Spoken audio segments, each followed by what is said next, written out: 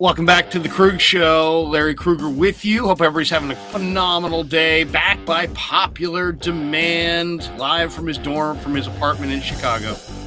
Vish Kumaran to talk 49er football as we get ready for the draft. Vish, good to see you, my friend. How are you? What's going on today?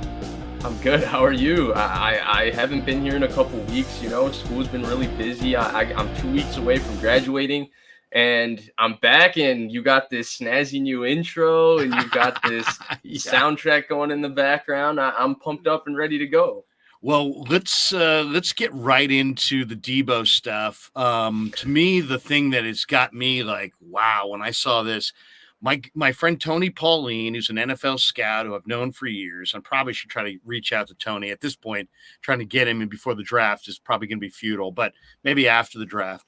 But Tony was on YouTube yesterday saying that the Jets are preparing a Godfather-like offer for Deebo Samuel. And for those who haven't seen the Godfather, that just is a reference to an offer that the 49ers and John Lynch will not be able to refuse. Right. So why don't we start right there? What do you think Deebo stays a Niner, gets traded on draft night, and then we'll get into the Jets and potentially what they could be offering. But what do you think?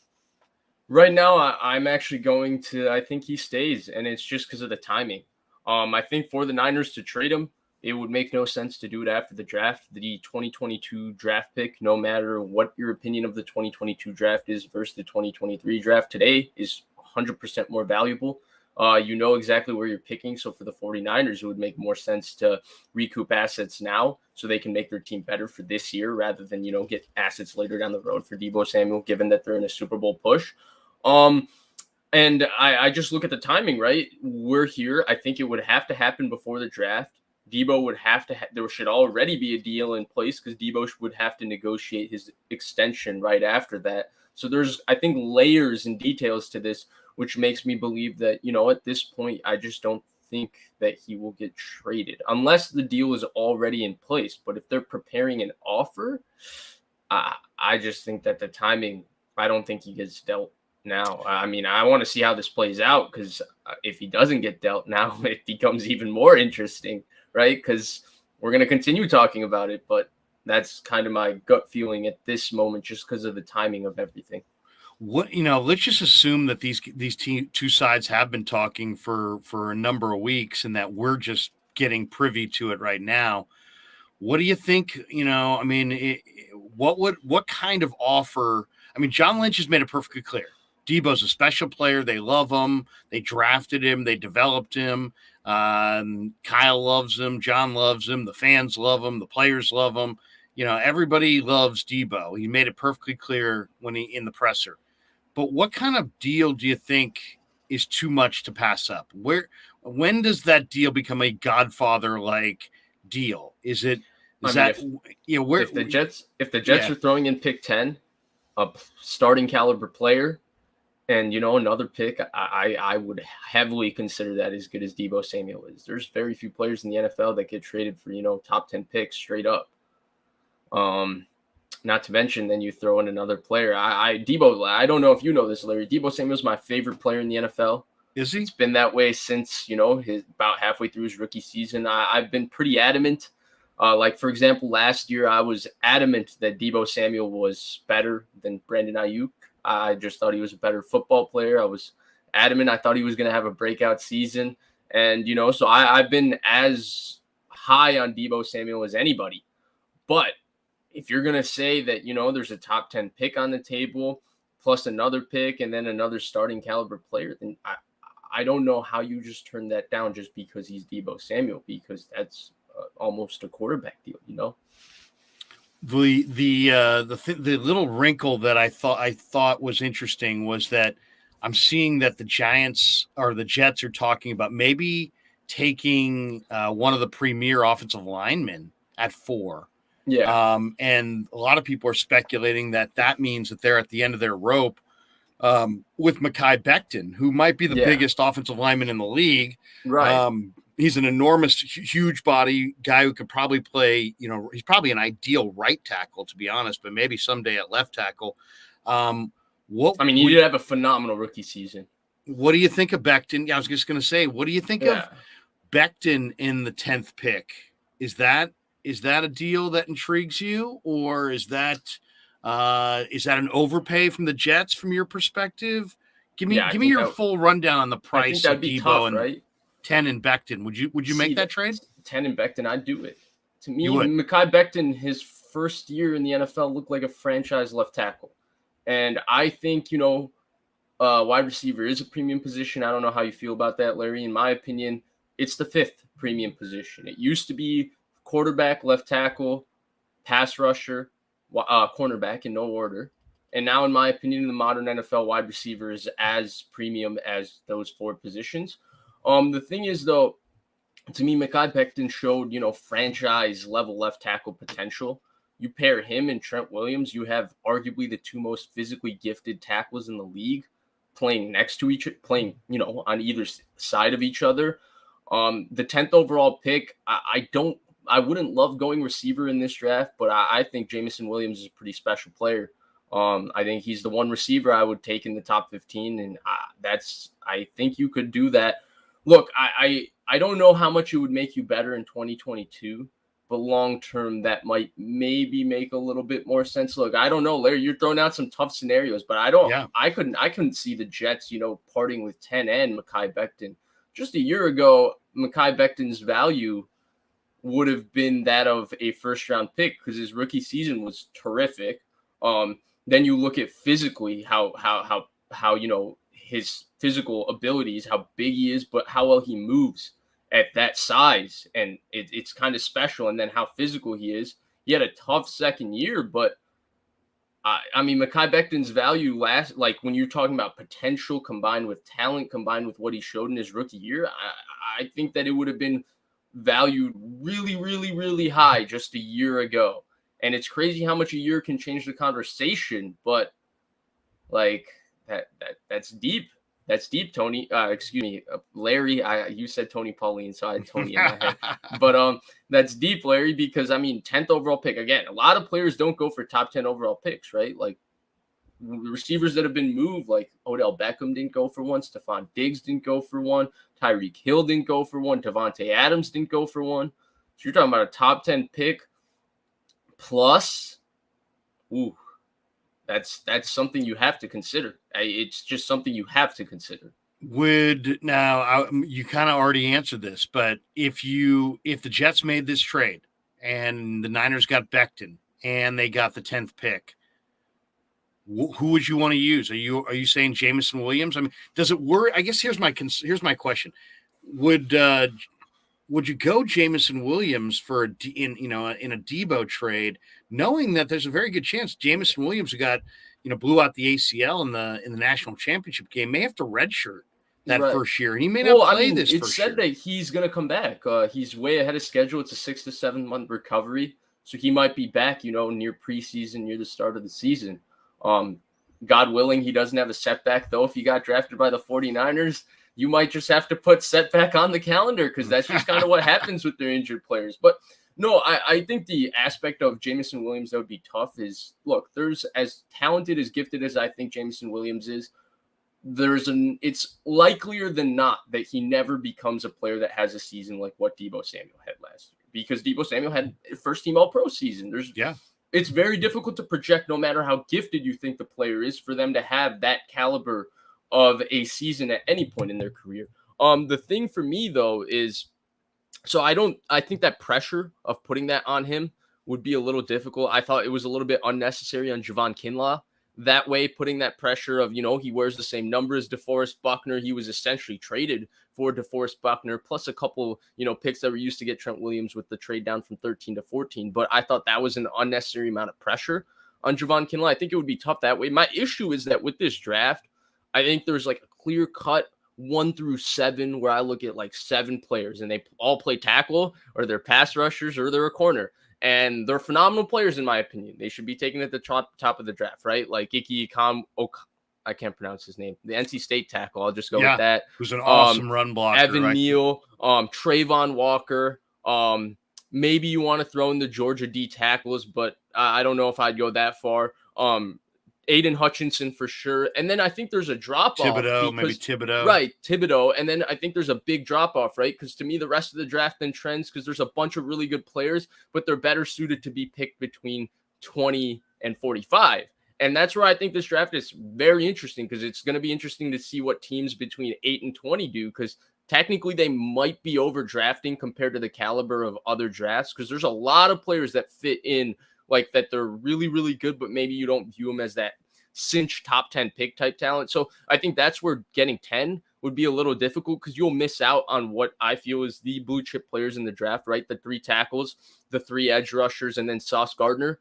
And then maybe Derek Stingley too. So those I would say is the 8 players, and Kyle Hamilton, excuse me. So those 9. Then after that, I think it becomes a little bit more difficult. It becomes more about position value. Maybe the Georgia D tackles. I think Jordan Davis is pretty special, but his pass rush and his 3 down capability is still a projection. I think if Dontari Poe, went 13 and Vita Vea went 12, I don't see why Jordan Davis could go in the top 15. But again, it's still a little bit of a projection from that standpoint. The Niners interior D line that's not really where you want to go, which then brings me to Jameson Williams. Because I look at him as the one receiver in this draft. I think there's like 8 receivers that are pretty good. But to me, Jameson Williams is the one receiver that's a top 15 pick. That's my opinion of it. So I think from that standpoint, that's kind of where I think they should go.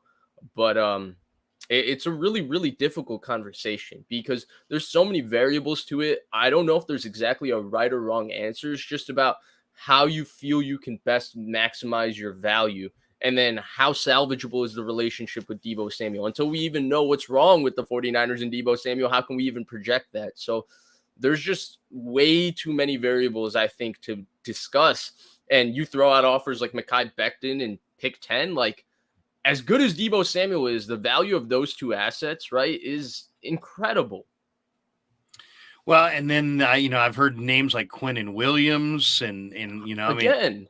That would be that's another name that would move the needle for me. Or what if there was what if somehow in this same deal you could move, Javon Kinlaw and get Quinnen Williams? It just seems like there's a lot of potential options out there for the 49ers with the Jets specifically.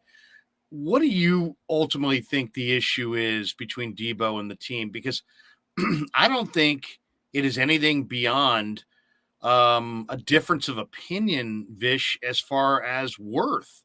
I really think that Deebo wants top of the scale wide receiver money, and that the 49ers are 30 million plus south of that.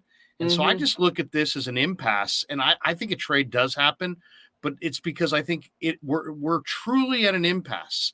It's not like, Deebo's going to say, you know what, I decided. Me and my agent sat down. We're not going to get market rate. We're going to get 30 million less than market rate. I don't see that happening. And yet I don't see the 49ers coming back and saying, you know what? Yeah, we've only given 40 million guaranteed, but we're going to break our rule and we're going to almost double up and we'll give you 75 million guaranteed. To me, I don't think Parag and Lynch and Shanahan are doing that.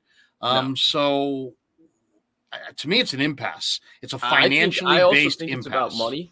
Oh, excuse me. Go ahead. Sorry about that. No, that was it. Go ahead. Oh, yeah. I also think it's about money. I think money talks. I think that this is a money issue. I think there's levels to it as a money issue, though. I don't think it's as simple as, it's, hey, Deebo Samuel wants X amount of money. I think that's part of it. I also think that, being in California and having to, 8 games a year, have to see those taxes, having to live there and all of that. Like, as much money as Deebo Samuel makes, he makes more if he plays for a team in Texas than he does if he plays for a team in California. In my opinion, I think that is a part of it. I don't know these things for sure, but I do think that there has been some indications that way, at least made to me. The one thing I would say also is that I'm with you on the money. The issue for me and the reason I don't think he gets traded, and I think it's a little difficult, is because even if there is an impasse, the 49ers have shown this propensity where they don't really judge market value. And I say this in a sense that they don't care what the market says your value is. If they view you as worth a certain amount, they're going to hold on until they have that certain amount. The Jimmy Yeah. Garoppolo situation indicates that. And I think that's where the DeForest Buckner situation doesn't really compare, because it felt like they viewed Buckner as, a 2 first-round pick type player, and they got the value of essentially 2 first-round picks, right? Because they got the 13th overall pick in the draft. And if you have 2 future firsts versus the 13 overall pick in the value chart, it kind of actually adds up fairly similarly. So they got the 13th overall pick. So with the Colts, it went smoothly from that standpoint. If their value for Deebo is 2 firsts, other teams might look at it and say, well, we have to pay Deebo. Deebo doesn't want to be there. Why would we give up 2 firsts? And I think that's where getting a deal done might be a little bit more difficult, because I do also think there's an aspect to the 49ers sometimes. And I don't. Oh, I sometimes there's 2 things I sometimes get from them. One, I sometimes get the vibe from the 49ers that I feel like they insult all of our intelligence sometimes. I feel like they say stuff and do stuff that it's like, you guys are all so stupid. Like, we love Jimmy Garoppolo. It's not like we tried to trade him and we've been trying to get off of him and we flirted with every quarterback. We love Jimmy Garoppolo, and we're not going to trade a good player for value more than he has. But the reality of the situation is Garoppolo has no value. That's just the reality of the situation. And sometimes I get that kind of vibe from them, and I get the vibe that they want to be like the win every trade in terms of asset management. And because of that, I mean, the only move that I think they've made that's not been like very, very financially, like from in terms of just perfect, like asset for asset, is the quarterback move that they made last year. And that was only because they traded up to 3 at a time where it wasn't clear who the third quarterback was and all of that. But if they traded up for the third play, but then they ended up trading for Trey Lance, so now you could argue it differently. We'll have to see how it plays out in the field. But at the time, I think you could have made the argument that it's a little bit weird that you're trading up a month before the draft for the right to study these 3 quarterbacks further and decide. Like, that's not exactly how teams usually do things, right? When you're trading up in the draft, you're thinking player, not pick, or not opportunity, right? So I think that's the only move you can say. And from that standpoint, I would say that I think it becomes hard for the deal to get done because the Niners might stay steadfast. And we've seen that they can be stubborn. They don't want to budge. The Jimmy Garoppolo thing this offseason, I think, indicates that. And because of that, I think that they just might not budge with Deebo. They don't have to budge either. It'll be interesting. Man, I don't want to have to go through this Deebo drama. It's not fun. He's my favorite player, and I don't like talking about him this way. I'd like to talk about him as a guy that's a Niner for life. And so it sucks from that standpoint for me as a fan, but that would be kind of my read of the situation. Man, it's so tough, Larry, because we're just projecting. It's so much. I think this. There's a lot of unknowns. Yeah. What is your feeling about this year, how they view this year? I know Grant's kind of suggested that maybe they're not going to spend the money this year. Maybe they're taking a year off from spending the money. Lynch even kind of referenced that they've been up against the cap and that this year, they may take a step back. Do you think they view this 2022 year as a rebuilding year? They've been in their Super Bowl window, but maybe because of Trey being essentially a rookie starter at quarterback, and no rookie in the history of the NFL has ever gone to the Super Bowl, are they taking this year and going to spend less money and draft really young? And maybe, Lynch even kind of referenced Vish, an 86 draft where they trade back from 61 and maybe trade back multiple times and accumulate a bunch of picks. And that this year's draft might not be about the star. It may be about getting numbers and, having a lot of rookies and a very deep training camp roster with a lot of competition this summer. Do you think they're all in on winning the Super Bowl this year? Nobody will ever say they're not. Yeah, they're because not. It's bad business. But do you think their actions tell you that they may take a 1-year step back and then a year from now jump in and start spending a higher percentage of the cap like they have in previous years? What's your read on that? Honestly, yeah, I do. I don't view it as a rebuilding as much as a transition year. They're unloading a lot of veterans from their roster, a lot of veterans who maybe aren't, the most prominent names, but were key pieces in the success that they've had over the last 3 years.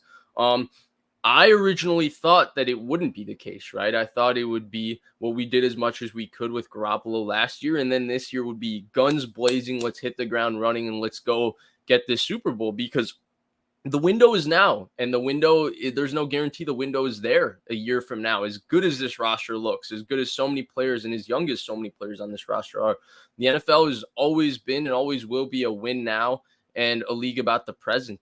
You can't really, if it was about just building for the future and accumulating draft picks and drafting and developing, then at some point, the Jacksonville Jaguars would have put together a good team.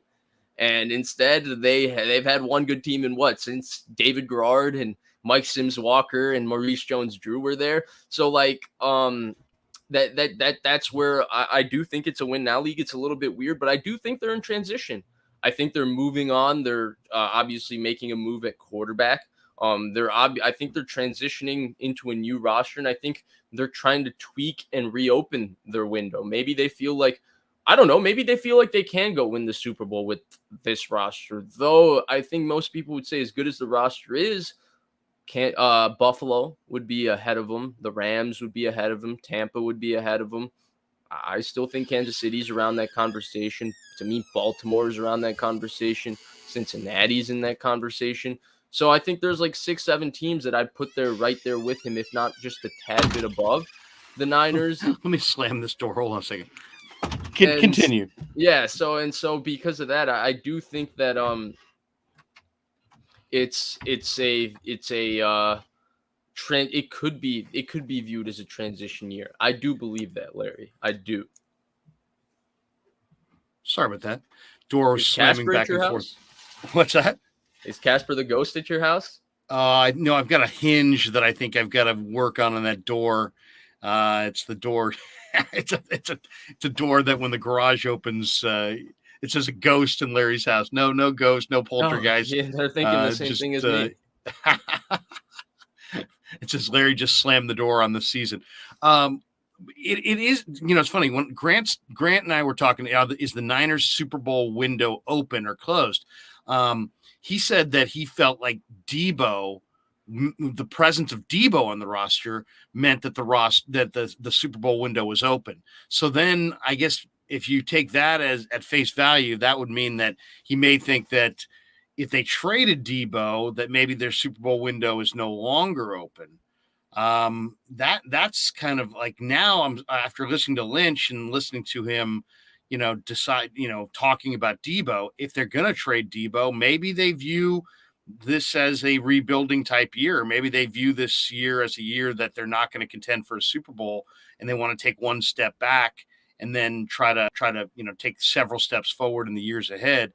What do you think of that? And also, you talk about Jameson Williams. If they are not in a rebuild mode, if they're in a win now mode, would you rather pass on these rookie receivers and try to trade for a Chase Claypool out of Pittsburgh, trade for a Kadarius Toney? A guy called Ed is saying, what draft capital would you trade for a Kadarius Toney as a potential semi replacement for Deebo? He says he feels that they have similar skill sets. Yeah. I don't know about Toney, the person, but Toney, the receiver, is an interesting talent. Tony's got, first, I'll speak about Toney, right? Yeah. Tony's pretty gifted. Yeah. He's not, I think, I hate when people say somebody is Deebo-ish just because they're good with the ball in their hands. So you can maybe run a little speed sweeps with them, jet sweeps. Look, there's nobody in the NFL that's Deebo-ish. There's nobody in the NFL that can line up at running back and run wide zone as a wide receiver. There's very few players in the NFL that have Deebo's size explosion ratio. It's a little freaky. It's like, I always say it like this. Think about Anquan Boldin in his body, but think about if he had Percy Harvin's movement skills. That's who Deebo Samuel is. That's how special he is. That's not a guy that's, similar or exists in the NFL. That's right. Either he's his own entity. Yeah, it's Deebo Samuel. But Toney is pretty special with the ball in his hands. There's no doubt about that. I think the biggest issue with Toney, because even when he played last year, if you're a Giants fan, you should have been nothing short of encouraged, because Toney on the football field's talent shines. Toney's issues seem to go beyond who he is on the football field. It seems to be a lot of stuff about off the field and Character, yeah. professionalism and how willing is he, to be that guy. And so because of all of that, I mean, again, I don't know. I don't know Kadarius Toney, so I don't want to speak about those type of personal things about a human being, but that's what seems to be reported about him at this point, which isn't, really what you're looking for. In terms of passing on a receiver, I would, if Chase Claypool was on the table, I think Claypool would be the number one receiver in this draft, hands down, if he came out. It would be him or Jameson Williams for me. So, I mean, I like Drake London. I think he's good. But I also think like Drake London is great in terms of his ability to separate laterally.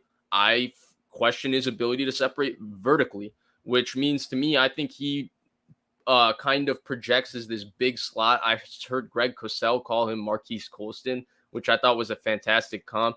I think he projects as a guy that, could have 90 catches every year, but it might be for 1,200 yards. I don't think he really replaces Deebo Samuel, because what makes Deebo Samuel special is that you can throw him the ball 5 yards behind the line of scrimmage for, 75% of his receptions, and he's still going to average 18 yards a catch. Like, what? 18 yards a catch for a guy, with the quarterback throwing screens and push passes and sweet sweeps the whole time and jet sweeps and all of that. Like, that's ridiculous. So I don't think he moves the needle. I like Garrett Wilson too, but I don't think Garrett Wilson is like this can't miss, top 10 pick at receiver. I like Jameson Williams personally a bit more because of his just pure speed, explosion. I think he's a little better with the ball in his hands. I think he plays through contact a little better than Garrett Wilson. And then the one thing I noticed with Garrett Wilson, and I don't know how much you agree, is I think sometimes he takes too many steps at the top of his route. And for like a smaller guy who wins in terms of his movement, like he's unbelievable. I'm not going to say Garrett Wilson isn't like really good, because in my opinion, he is.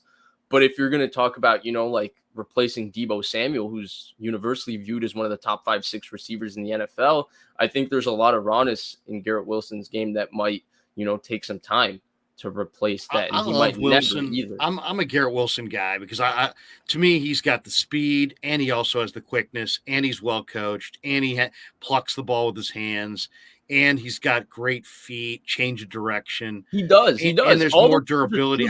My Jameson Williams concerns, Vish, have nothing to do with his game and everything to do with injury.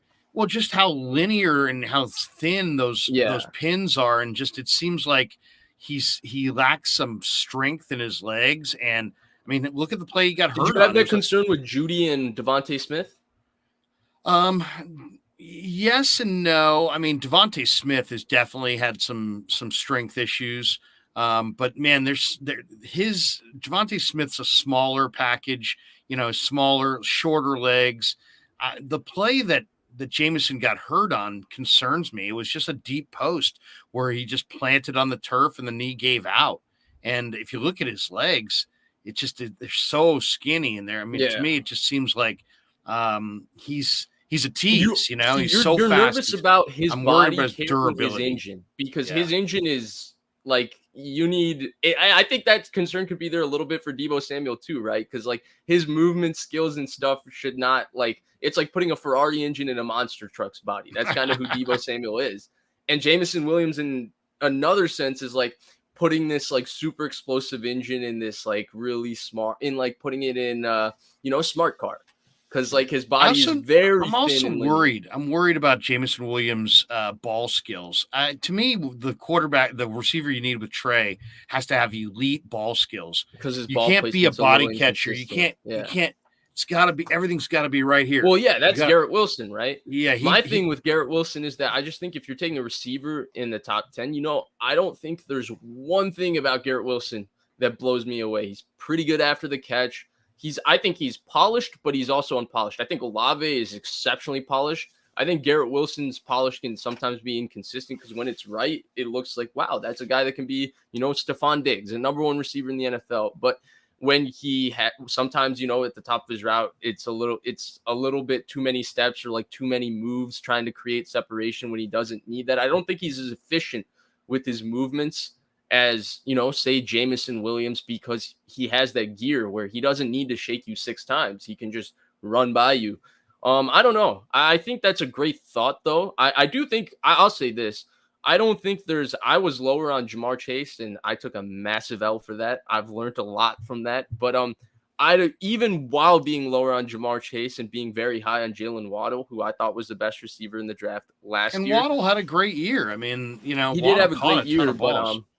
I mean, he's not Jamar Chase. Come on, nobody's Jamar Chase. Jamar Chase is already a top Or 5 is Tua receiver in the not NFL, Burrow? in my opinion. Yeah. I mean, if you put Waddle with Burrow and Jamar Chase with Tua, would their seasons have been, reversed? I mean, I think the Good point. quarterback has something to Hey, do with Larry, that. I'll take what I can, but I took the L on that one anyway because I thought he wasn't this generational Sammy Watkins, AJ Green, Julio Jones type receiver prospect, and I think no matter who his quarterback was, you can see that the talent is clearly that. And I basically my lesson was that if you keep over evaluating every single rep because you watch every single play of these guys and try to like even it out, you start to just miss what's flat out in front of you and obvious because you're just overthinking it. And that's what kind of happened with me. But the point is, to go that far, there's no receiver in this draft that's Devontae Smith, Jalen Waddle, or Jamar Chase in this draft. I don't think they stack up to those three guys from last year. And even if I do like Jamison Williams, a bit more than you, and I think he's like worth a top 15 pick, I don't think he goes without concerns. I don't think Garrett Wilson is, a clean cut, like perfect prospect. Drake London, same thing. Treylon Burks, same thing. Olave, same thing. You can go down the list. There's stuff to like about all of them, and there's concerns with all of them. Yeah. And so from that standpoint, like if you're taking a receiver at 10, I don't know if there's an obvious name, If you don't go receiver at 10, Vish, what do you do? I mean, if you make the trade, if you make the trade and you get 10, you're the Niners, you're sitting there at 10. Would you take the center at 10? I mean, he's kind of a short arm center. I think that's poor value. I like Linderbaum. I wouldn't take the center at 10. I think the center is unbelievable. Travis Frederick was the 32nd pick in the draft. And Marquise Pouncey was like 18th or 19th. And Marquise Pouncey was touted as good a center prospect as, we've seen. And he was the 18th pick in the draft. I think Linderbaum kind of fits into like 15 to 25. 10 is really rich for a center. And I think you might be able to get Linderbaum in the 30s if you could get one of those Jets second round picks. Yeah, possible. It's possible. It just depends on who needs a center and how the draft falls. But I would at 10, if not, I think the best case scenario is you just hope one of, those edge rushers, whether it's Thibodeau. I'm kind of inconsistent with Jermaine Johnson, but I see why a lot of people would really, really like him. If he's there, one ACC of those edge defensive rushers. Player of the Year. Right. I mean, he's good. There's no doubt about it. But I think he's getting looked at as a top 15 pick now. Or top 10 pick, which is top 10. Yeah. It does seem a little rich for a 1-year breakout. That's kind of what Jermaine Johnson was. Right. He had an incredible year. ACC Defensive Player of the Year, tons of sacks, tons of tackles for loss. But he is really good, right? He is really good. He would be worth a pick at 10 still because he would fit exactly what the Niners need. Is there one thing you're looking for going into this draft? First of all, before we're only like about 5 minutes or so left. Give me your thought on Jimmy and the draft. Are we going to see this come to a head in the draft? Or is this going into June? Will Jimmy report to Santa Clara in July for camp, or does it get done before that? I mean, do you think there's any chance he's a Niner this year? I feel like I've asked you this question like 5 times. Yeah, I don't. I still am going to remain, hopeful at this point. I don't even know if it's a thought. It's just hope that he's not going to be a Niner at this point. But honestly, Larry, I say no way in hell he gets traded on draft day. On draft day, if I'm a team too, unless there's like real pressure to win now, but if I'm in the quarterback market at this point, then I would still consider Baker Mayfield over Jimmy Garoppolo. He's a tad bit cheaper, and there's a higher opportunity, I think, for Baker Mayfield to prove himself as a long-term answer. I don't think Garoppolo is anybody's long-term solution at quarterback at some point. And I would take a chance on one of these guys. I don't think this quarterback draft is very good. I don't think it's very good at all, Larry. But I would rather take a chance on one of these guys on a cheap rookie deal than, give up a draft pick to pay $25 million for 1 year of Jimmy Garoppolo. That's just the way I see it, Larry. I would rather take a chance on Corral or Ritter or Malik Willis or maybe not, Kenny Pickett too. Sure, why not? One of those four, I would rather take a chance on a rookie deal than pay the $25 million for a draft pick for Garoppolo. And I don't even think the Niners would accept. I don't think the Niners are willing to accept like a 4th or 5th round pick for Jimmy Garoppolo. They seem to be, we don't trade good players at good premium positions. Well, then you should have thought about that before, you traded everything to go get a quarterback. You told everybody what you think of. That's where, see, Larry, that's where I think sometimes they just think everybody else is so stupid. Like, do you think we didn't see how you felt about Garoppolo over the last 5 years? Like, you made it obvious. Like, you flirted with Brady, you flirted with Stafford, you flirted with Watson. How is it, that people are just going to sit there and say now we're going to give up 2 for Jimmy Garoppolo because, if we don't, the Niners really love him. They're going to keep him. Niners aren't going to keep him. How do you pay? Oh, just because John Lynch says that you can foot the bill of $25 million for a backup quarterback? Are you kidding me? I mean, there's so much conjecture at this point. It's like you don't know what to believe, what not to believe. This one makes me laugh here. Michael Michio. What's to say all this Jimmy trade talk and Deebo talk is all fluff for a mega deal to snag Brady and additional draft picks from the Bucks? Trey Lance needs 1 more year and can learn from the best. I don't know, man. I think the Brady situation was rectified, right, with Todd Bowles becoming the head coach. Yeah, I don't know. I don't know. At this point, Larry, I think the place we're all in is that a lot of these moves from the 49ers over the last 2 years, especially with the handling of the quarterback position, have been a little weird, a little questionable. I'm not going to say the drafting of Trey Lance was that, but trading a month before the draft, 3 first-round picks to study, say you want to study these quarterbacks more, all of that. It's a little, I'll say, unconventional. It is not conventionally how NFL teams do business. And I think we're all at a point just hoping, 1, Trey Lance becomes a superstar, and 2, the Niners have this 5D chess, just brilliant plan that they have for all of these things that's going to figure itself out. Because right now, I'm so unsure with everything. There's not enough information, and some of these moves just have you really have your head scratching. Like, how did it go so wrong with Deebo Samuel?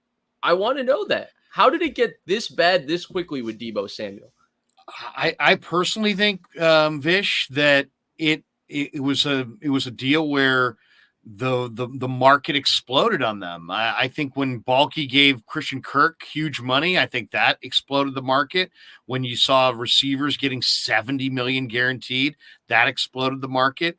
And then the combination of that plus you're utilizing this player as a running back.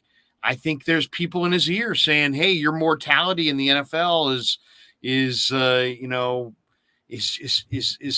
something that you should be concerned about, and you shouldn't want to be used as a running back." And yet, that's what makes him the valuable player that he is. To me, once the Niners, Vish, started using him as a running back, they almost guaranteed that they had to pay him at the top of the scale as a receiver to keep him happy. So I think you he'd look at be it okay. that way? I think he'd be okay with that. Because before, if they didn't use him as a running back, the guy was on pace. He was damn close, Larry, to the pace of Jerry Rice's 1848. He was damn close to that pace. But I mean, he would have finished don't you the think season that around if you're going 1,700 yards? They slowed down actually his receiving production. No, to I keep him to get 14 that, now. but don't you think that because of all the extra hits and you're shortening your career if you're running through the A gaps. So I need my money. If I'm gonna be a receiver that you're gonna use in short yardage, you gotta pay me. You gotta pay me because I'm risking a ton. Larry, let me ask you this, because there's another deal coming up, and I think that one is just a sleeping giant in Nick Bosa. And there's kind of been a trend with the 49ers, and they don't give out as much guaranteed money as other teams. They give a lot of incentive laden money where if you're on the roster by this time, by this, you get this amount of your money guaranteed, this part of your contract guaranteed. And at signing, Trent Williams got $48 million guaranteed. There's a sleeping giant in Nick Bosa. And, I think people are talking about, well, Bosa's worth it, blah, blah, blah, blah, blah, blah, blah, blah, blah, right now. But, Bosa's going to come for every penny of that money. And Joey Bosa, guaranteed at signing, had his first 3 years guaranteed at $78 million he got when he signed with the Chargers at signing. And I think Nick Bosa with TJ Watt, pushing the envelope. The pass rushers have done a good job stacking on each other to ensure everyone gets a little bit more. Nick Bosa is going to be at like $29 million. He's going to be really, really close, to that $30 million threshold. But even then, I think that's just semantics because like the Tyreek Hill deal, everybody's like, oh, Tyreek Hill got $30 million guaranteed. No, he didn't. Those balloon years make you think he got $30 million, per year. It's really 23, 24, and then I think it's 20. I don't want to say anything wrong. But the point is, Nick Bosa, do you think Nick Bosa is going to accept a penny less in terms of guaranteed dollars compared to what Joey Bosa got? No. And that's $30 million more than what the Niners have given any other player. And the player they gave that $48 million to guaranteed is a first ballot Hall of Fame left tackle. He's a guy who's in the conversation with John Ogden and Anthony Munoz and Walter Jones and stuff. Like Trent Williams, to me, is there with the best tackles that have been ever seen in the history of the NFL. And what do you think will happen with Bosa? Because I'm looking at it a little bit questionable. Like everybody's thinking the Bosa situation is good and dandy, but I don't think Nick Bosa should sacrifice the penny. I never think a player should. 2, I just look at it and I don't think I'm a little nervous because of this guaranteed money trend that the Niners have. And, Nick Bosa's brother set the tone when he got, he set the precedent. Yeah, he set a precedent by getting, $78 million fully guaranteed at signing. I mean, they're going to have to get, when I say Kyle, John, Parag, they're going to have to figure out, it's weird. It's like, and I mentioned this to Grant last week. It's like, I almost feel like they're all operating with different bottom lines. Like Lynch's bottom line is, man, we have to win these trades because I'm the general manager. And Kyle's like, we have to win games. And Parag seems like we have to win these contract negotiations. We have to get better deals than, like player gets around the NFL from other capologists. It's almost like everybody's trying to prove their mettle in their area of expertise. And I think that, as you're stating very succinctly and very plainly, I don't think that they can hold to their stance of we give, tens of millions of dollars less than the going rate and still compete. I think, the one thing about this thing that with Deebo and Bosa, the entire league is watching. So do you want to be known as the team that doesn't pay your star players? I mean, that's one thing, I don't know that that's a reputation that I would necessarily want in a free agency based marketplace. Would you? Yeah. I mean, I think I'd want to be known as, player friendly, but, also fiscally responsible. You would want to be viewed the way the Rams are viewed right now.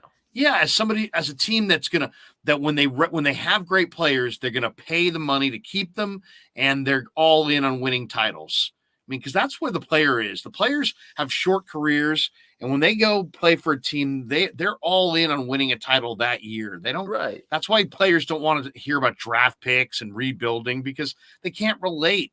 It doesn't compute. They care about winning and what you're doing to try to win right now. So, excuse me, and that's where I'm interested to see. Like, I look, I don't know what went sour with the Deebo situation, so I can't comment and say, "Oh, that will happen with Bosa," because we still don't know what the issue is. My thoughts, are that it's about money, but I mean, as Deebo so eloquently tweeted, nobody knows except for Tory Dandy, Deebo Samuel, and the 49ers. And until they tell somebody else, nobody will know. I think the big question I just have is I look at the market, I look at where it's at, and I look at where the Niners were paying. Um, that Nick Bosa deal, everybody looks at it as, well, get rid of Deebo, we'll play Bosa. I don't think the Bosa deal will be one that'll just be like easy, they'll get it done. And I think Bosa and Deebo were always a little harder. So the Fred Warner deal, I'll take for an example. Highest paid linebacker in the NFL, the Niners had done that deal before, right? I was never worried about Fred Warner getting signed.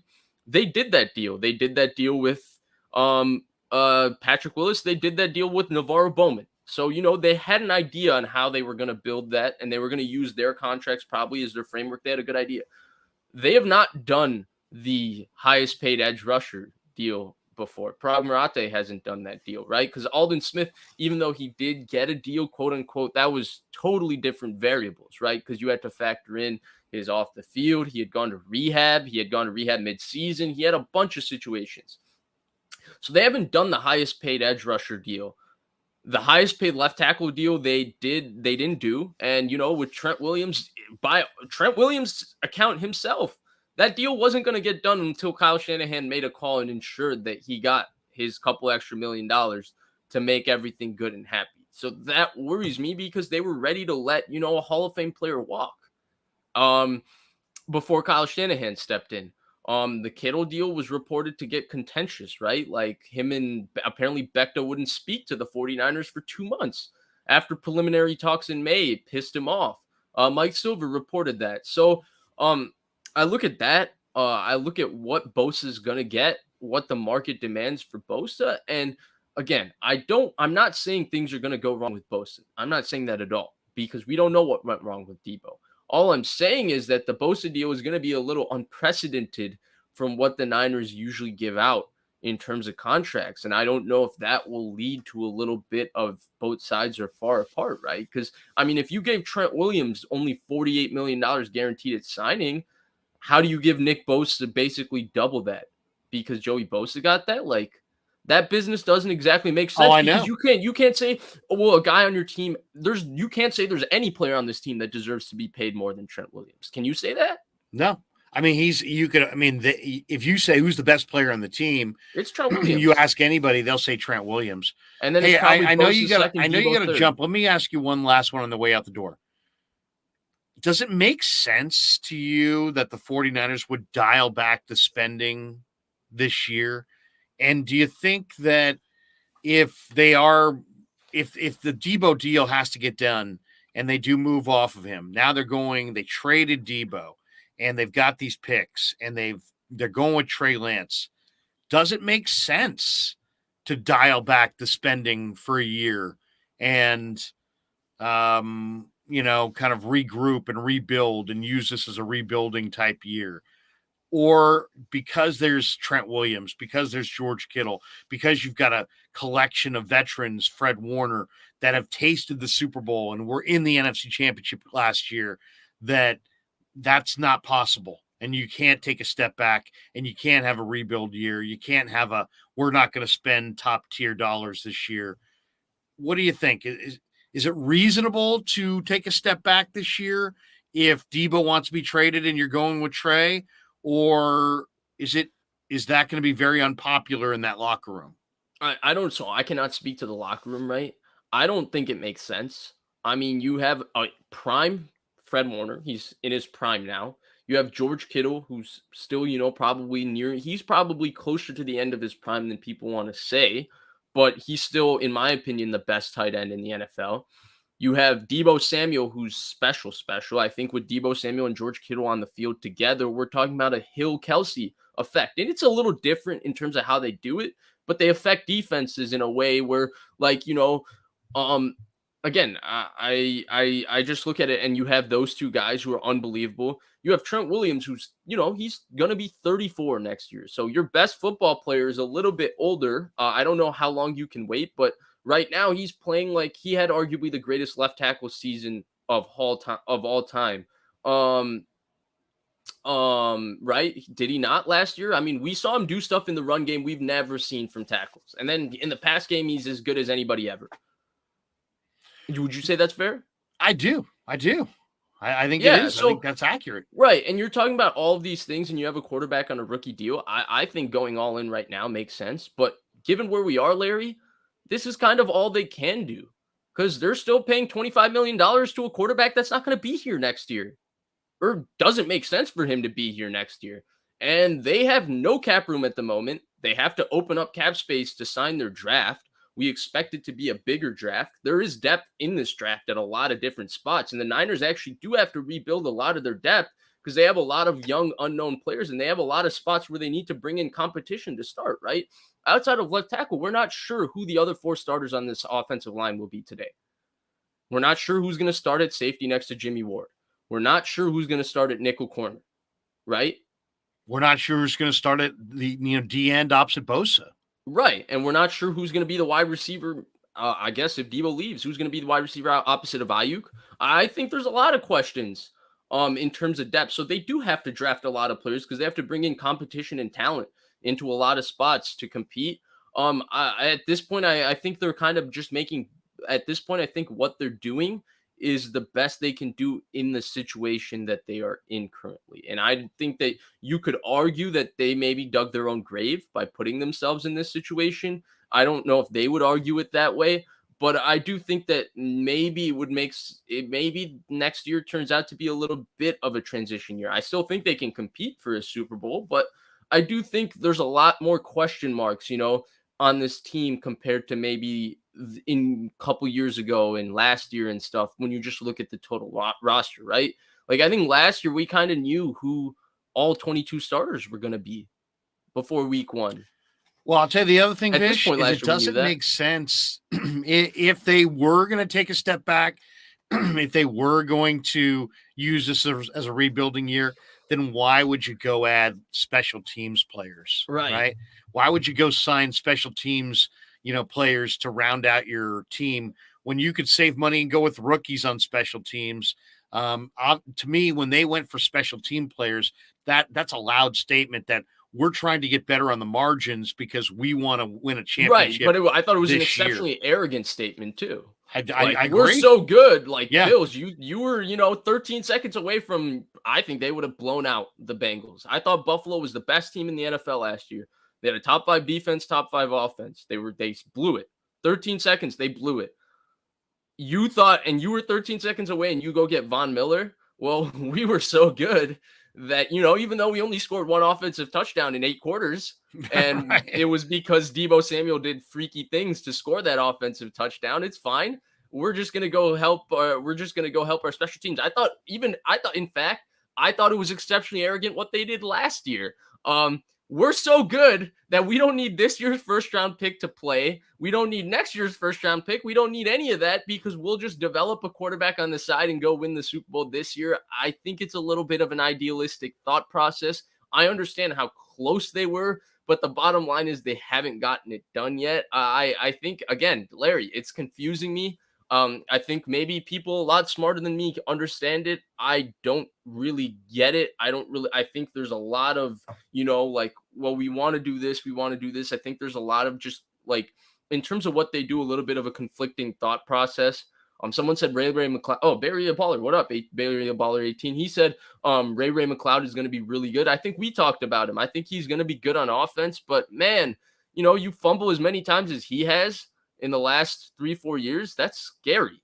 Yeah. That is scary. Oh, even one of those fumbles and people will be going crazy. Vicky donates to say the 49ers are a farm team for the NFL because the York family ownership is about maximum profits over winning Super Bowls.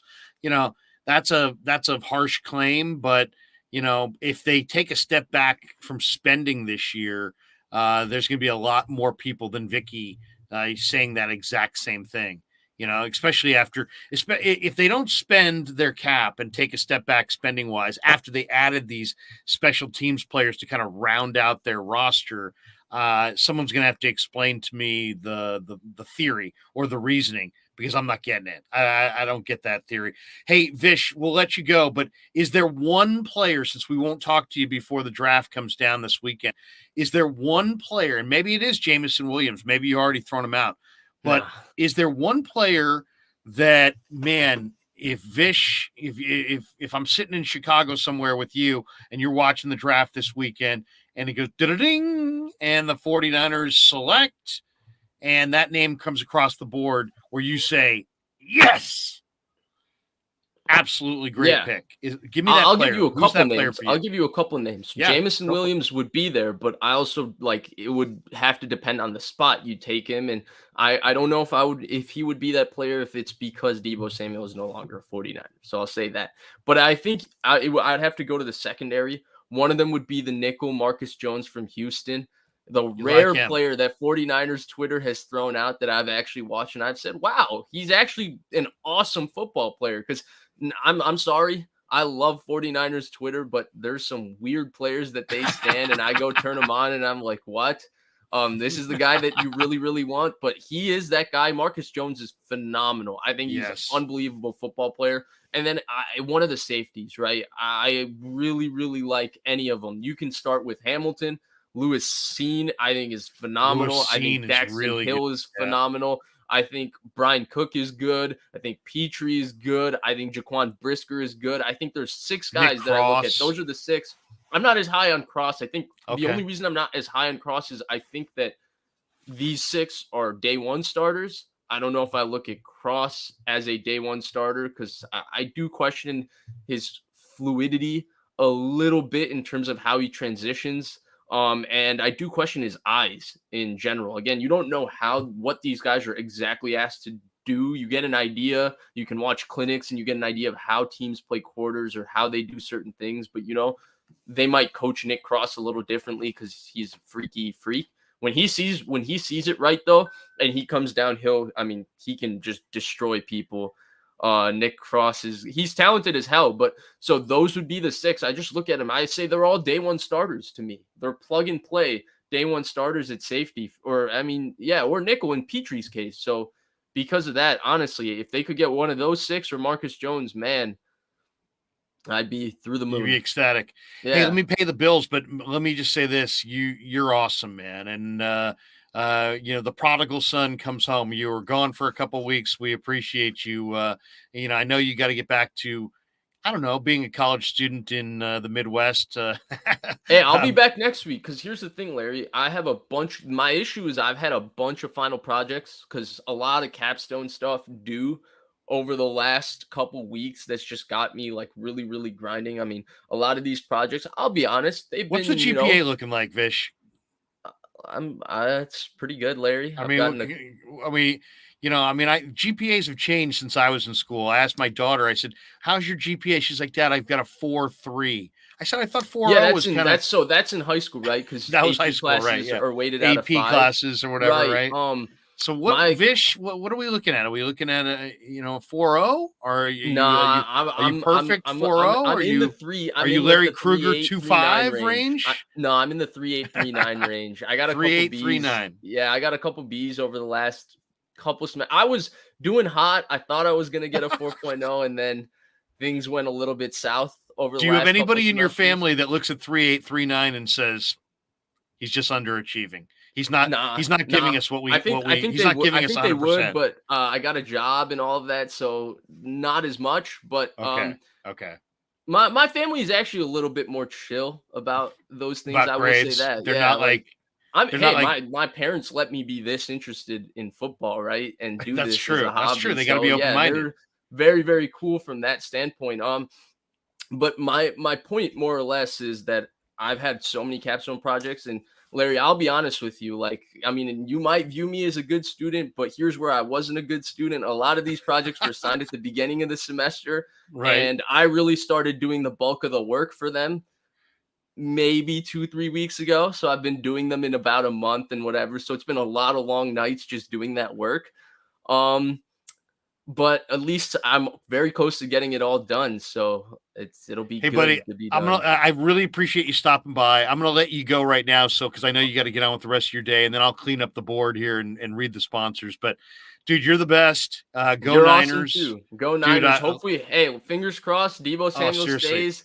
I love talking Niners with you, bro. I love talking Niners with you. You're seriously, you're phenomenal Niner conversation. And I mentioned your name to Grant. I'm like, Grant, man, this guy Vish is something. He's like, Vish is a freaking superstar. You And guys are too kind. You guys seriously, are like too kind. Thank you so BV50, much. thank you, Vish. I'm a new fan. There you go. I'm a fan too, So BV50. Thank you. I'm a fan of Larry Krueger. Make sure everybody's subscribing, throwing him the likes. He's the best in the business. Thank you so much. It was great to be on. And awesome, next Wednesday, Vish. I'll be back. Next Wednesday at noon Pacific. We'll see you, man. Vish. Awesome. The best right there. The best. All right, let's hit the board here because we got a bunch of people who want to weigh in. Swan Song is donating. I think in the 49ers, if they can't go all in because their most important position is still an unknown, or mediocre Jimmy, riskier. So, okay, Swan Song. I'm not sure if I got all that, but I do appreciate the donation and I do appreciate you following the show. Let me also mention here, we've got a number of people in the chat who want to throw their stuff out. But we will get to that. We'll clean up the board in just a second. But I wanted to mention our sponsors because we do have two tremendous sponsors. Telmetrics.co. If you're an orthopedic surgeon, an occupational therapist, a chiropractor, a physical therapist, Telmetrics is designed for you to use in your practice and will greatly benefit your patients. They use computer vision and artificial intelligence and provide a platform for outpatient rehab therapy services, both in the clinical and the telehealth environment. So using Telmetrics can improve your patient's experience and much more. So for all your sports injuries, go to telmetrics.co. If you're a physical rehabilitation specialist, make sure you go to telmetrics.co. That's TELMETRIX.co. And we appreciate Casey Bateman and the good people at Telmetrics for being a proud sponsor of the Krug Show. And also Dan Coach Emilio. Danny was on the postgame last night. We're back doing postgame tonight. 925-628-9966. SecureMoney.com is his website. Danny's a retirement planning specialist, and he's great. He's absolutely great. He's trustworthy. He's a terrific guy. And what's going to happen is you're going to call that number or you're going to go to his site. You're going to connect with him, and he's going to come up with a strategy that makes sense for you. So 925-628-9966, securemoney.com. Thanks to Dan Coach Emilio for being a proud sponsor of the Krug Show.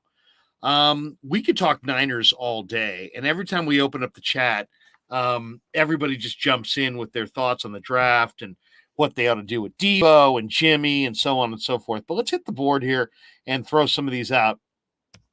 Quinn Price says, Vish is my spirit animal. I love that. That is awesome. That is awesome. Vish is incredible. Here we go. Emiliano O says, Vish is going to buy out Elon Musk in a few years. Yes, Larry, it's Vish. I can't come on tomorrow. I bought Twitter. Vish, could you help me get my blue check mark back? I had the blue check mark. I had my thing was Sports Larry KMBR. I left KMBR. I took off the NBR. They took away my blue check mark. I still have the 40,000 followers, but I don't have the blue check mark. Somebody get me my blue check mark over at Twitter. Come on, Elon. Vish replacing Parag in the future.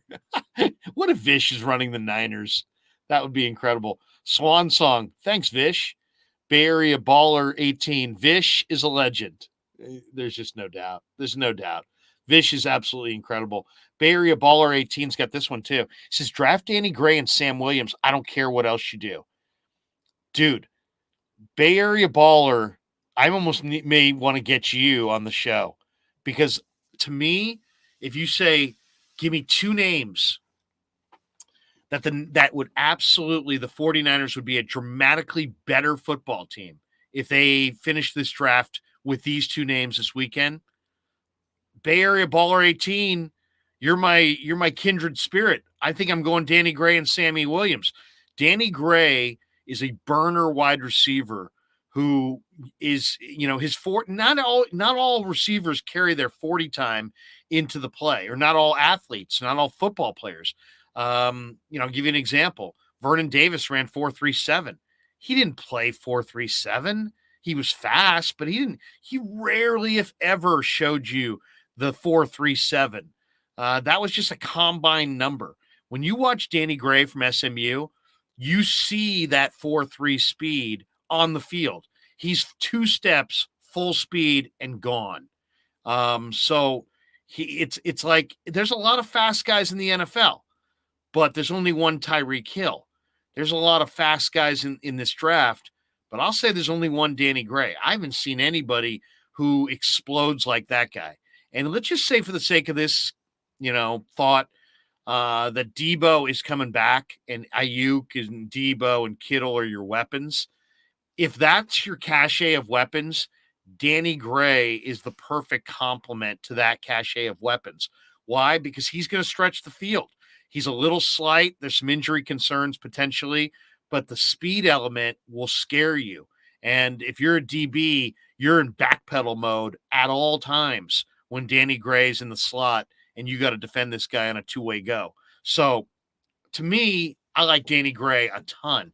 Sam Williams from Ole Miss, there's a lot of really good DNs in this draft. This is a really good edge rusher draft. Sam Williams is 255, 260, and he runs in the 4.5s. And when he dips that shoulder, flattens to the quarterback, and closes, you see that 4.5 speed. And to me, you put Sam Williams, very forgettable name, but not a forgettable game. You put Sam Williams opposite Nick Bosa, and you put that 4.5, 4, or even a guy like Boye Mafe, Williams or Mafe, you put opposite Bosa, and man, Kinlaw may get sacks. I mean, guys who can't rush the quarterback are going to have guys flushed into their lap by speed rushers, and the quarterback's going to step right into the lap of Javon Kinlaw. And if you get a Boye Mafe or a Sam Williams, Kinlaw may wind up with 5 sacks, 6 sacks, and they're all going to be in his lap. Just quarterbacks, flushed off their spot, climbing the pocket, and really they're climbing into the arms of Javon Kinlaw. So a lot of good comments today for sure. Let's see this one. Matthew Mears, everyone thinks Vish is a football genius. Mostly the opposite happens to what he predicts. Now Vish is getting hate. Now there's pushback on Vish. Let me tell you about Vish. He's over freaking rated. Vish ain't nothing. All right, let's see. Here we go. Sam Williams is a monster. Same guy. Paul Kennedy says, Vish is so nice. Vish, so nice to see you there. All right. BV50, same as your pick, Krug. Okay, so that was going back to some of the earlier comments, but Marcus Jones, Danny Gray, Bay Area Ballers throwing out Romeo Dubs, plays for Nevada. A lot of people thought, man, Carson Strong. I watch Carson Strong. He's pretty accurate, big guy, pretty strong arm. The special player is that kid, Dubs. To me, that's a 5th-round steal right there. He didn't run a great 40 time, but man, Romeo Dubs, definitely a player, if you know what I mean. I mean, he's an impact guy who I think is going to be a day 3 pick. So Pete says, I don't think Deebo gets traded. We'll agree to disagree. Another one, Vish is the man. BV50, Krug, you and Vish both selected Marcus Jones. That's a good signing. You got this. It would be a draft pick, but we hear you. All right, that's going to do it for us. All right, what's going on? Supercell chaser Grant Cohn is a snake salesman. I will be joining said salesman today at 3:00. So an hour and 45 minutes from now. Check me out on the Cone Zone with Grant. And then we're doing a double post game tonight. And, I'm thinking about, somebody said invite Ryan Terrio. Maybe I'll invite Terrio. I think I'm going to invite maybe Willard to the festivities tonight. Maybe Towney, maybe Chris Townsend, maybe get a little Giants A's. See, Giants A's goes at 6:45. Warriors Nuggets goes at 7. So we're going to do kind of a combined Warriors Giants post game tonight. So we're gonna have a myriad of guests, and of course, young Ryan will be back. Dan Coach Emilio will be in the house. Your video calls, your texts, your donations, it's all coming up later today. So that's gonna do it. Thanks to Len, thanks to Ryan. Thanks to all the people who are associated with the Krug Show. We've really been having a ton of fun doing this. But we need to remind everybody at the end of the show, hit the like and subscribe button. Be extra sure to hit the notification bell so you can be alerted for all the upcoming shows. I'm having a ton of fun in the YouTube space, and thanks for supporting the Krug Show. And if you want to support me, how can you support me? Just like and subscribe. Like and subscribe. Tell a friend. If you can go shop my sponsors, if you need a retirement planning specialist, go to Dan Coach Emilio. Use telmetrics.co. If you want to sponsor the show, because we're still looking for a couple more additional sponsors, just DM me on Twitter and tell me what your business is and what you're thinking, and give me a phone number. I'll call you back and we'll just find out, if you're mutually beneficial, if we can help each other out.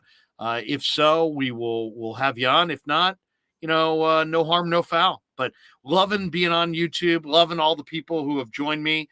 And just, a lot of great comments, a lot of great support. Robert Bruce, Mr. Krug. By the way, little Krug. Yes, that's right. I'm dusting off my youngest, and he is worth watching. And so we're going to dust him off for the draft. We're thinking about giving him an avatar to try to protect his actual face from the crowd, but we'll see if that works. We might just bring him on and screw the avatar. But young Krug, who's got lots of potential, I'm telling you, KMBR 95.7 The Game. You don't want me, but you may want younger Krug someday. I'm telling you, check this kid out. He will be with me for the draft this weekend. A 12-year-old who knows a ton. So just have that in your pipe and get ready for it this weekend. And then tonight, join us tonight after the Giants, after the Warriors, and who knows? Maybe we'll go 2-3 hours. We last night we had John Lund with us. Go to YouTube and check that out. Johnny Lund and I broke down Deebo, talked a ton of Niners. I love Johnny. So he was with us last night, and who knows? We'll who would be awesome in this space. I was saying this to my wife earlier today. Is Ratty. I got to get Ratty on here because, Gary would just be so good with the video calls, with just, he's so good playing off the audience. And I somehow I gotta get G-Rad back on the beam with me. And then Randy 415 is little Krug, the Northgate Bronco. No, in fact, that's the littler Krug. His older brother plays JV ball for Northgate. I think we get Clayton Valley today out on the field at 4:00. And that's the other beauty of doing the YouTube thing and the post-game stuff is I haven't missed a Little League game. I haven't missed a high school baseball game. I'm catching my kids every day playing ball. So I will be out on the field for Northgate to Clayton Valley today at 4:00. Catch us. We'll be in Walnut Creek, and then be back in plenty of time to have a little dinner, watch the Warriors, watch the Giants and the A's, and then another late night talking to you and having fun. And maybe my favorite line of the day, G-Rad 415. G-Rad has lived a little. That's awesome. Wait, where's my G-Rad banner? We'll sign off with the G-Rad banner, which is really tremendous. Where is it? Here we go. Bye-bye, Salinas. There we go. Bye-bye, Salinas. One of my favorites of all time from G-Rad. But if we can get G-Rad in here, we will. Until later today, have a great rest of your day. Hope you enjoyed the Krug Show. We're out. Yeah, never met a man I've been scared of. Careful, you gon' get exactly what you asked for. Careful, whatever you bring me getting handled. I answer to no one, I don't need to hassle. Yeah, we ain't never fall back.